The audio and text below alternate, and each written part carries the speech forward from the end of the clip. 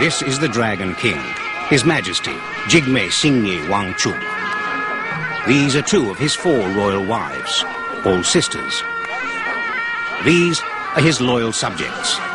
Welcome to the last Shangri-La.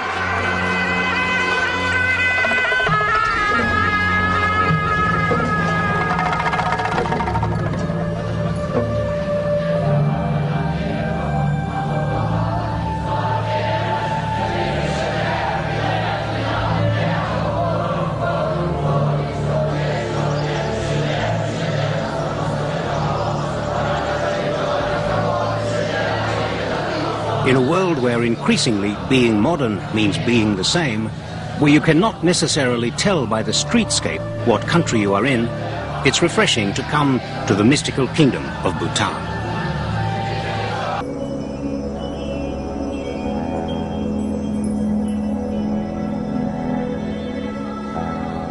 If you go to any country, they will always say, oh, Bhutan, they don't even know we exist.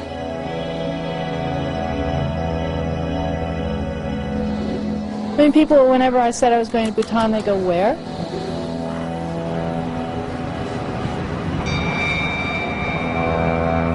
It's in the middle from the Himalaya, upstairs from India, downstairs from China.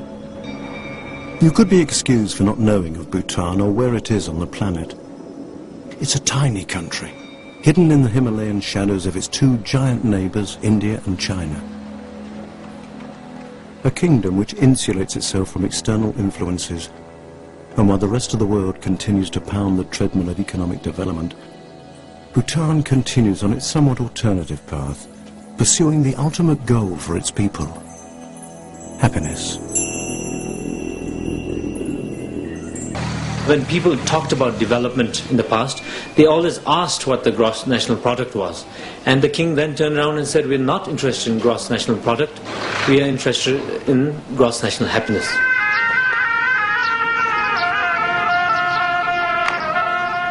And what the king says goes. While the rest of the world was plunging with economic rationalist fervour towards a new millennium, this king took a bizarre step and opted for the well-being of his subjects. To us, gross national happiness basically means that ultimately the long-term and the ultimate goal of development should be happiness, that the people should be happy.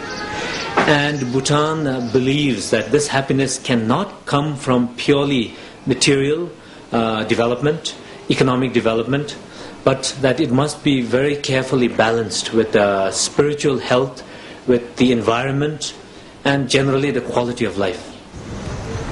During the king's reign, life expectancy has increased an astounding 20 years. Figures on education, health, clean water supply, electricity, all are just as impressive. The government has paid for the improvements with hydroelectricity, which it sells to India just down the mountains.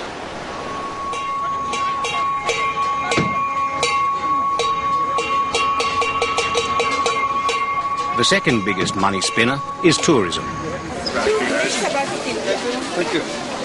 To get a glimpse of heaven, tourists pay top dollar. There's no tourist quota, but the government charges a minimum $250 a day to keep the numbers down.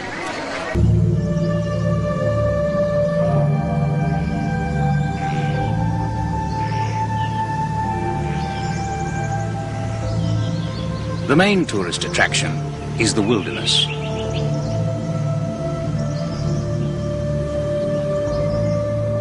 In these Himalayan foothills, there's a cornucopia of diversity, a treasure house of the world's plant and animal species. And the government is well aware of its value.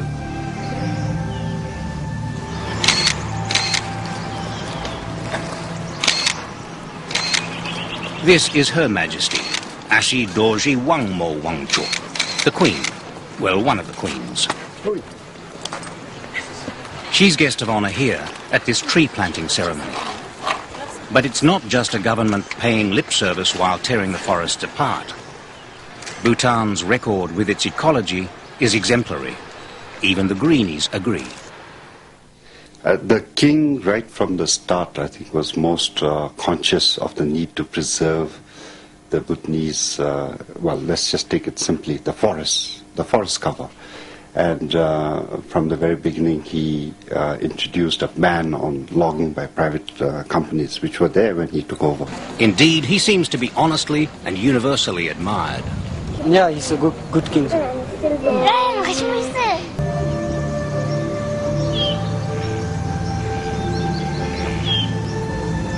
Bhutan is the only country in the region that can boast an increase in forest cover over the past 25 years. Even on a day-to-day basis, the environment gets a look in. The king recently banned plastic bags in the kingdom.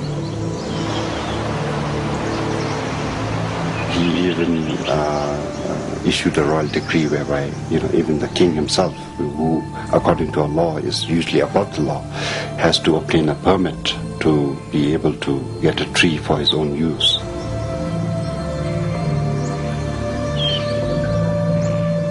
It comes as no surprise that the motivating factor in the king's philosophy has a spiritual rather than material ethic.